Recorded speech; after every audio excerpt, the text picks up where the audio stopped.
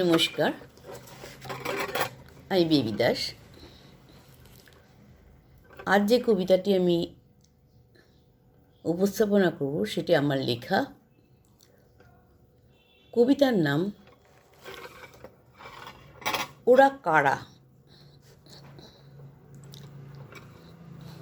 ওরা কারা?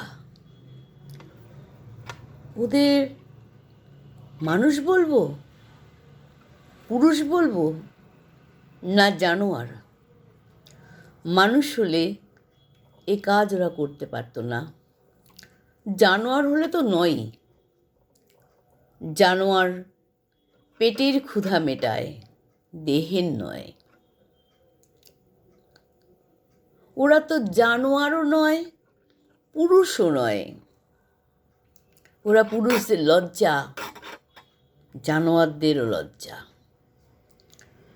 কামনার প্রাবল্য যখন এতই ছিল, তাহলে ঘর অন্ধকার করে পারত তো ওদের নিজের কন্যা, সহোদরা বা গর্ভধারিণীকে।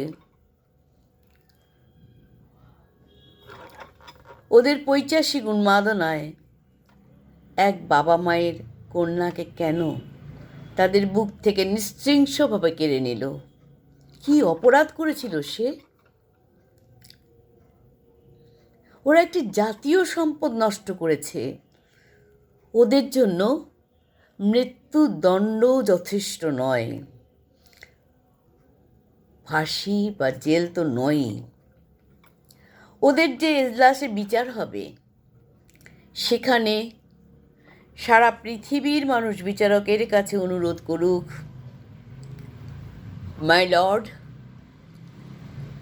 এই নরাধমকে মৃত্যুদণ্ড দেবার পর জনতার হাতে ছেড়ে দিন। ওর কামাঙ্গ কেটে, হাতের ডানা দুটি ছেটে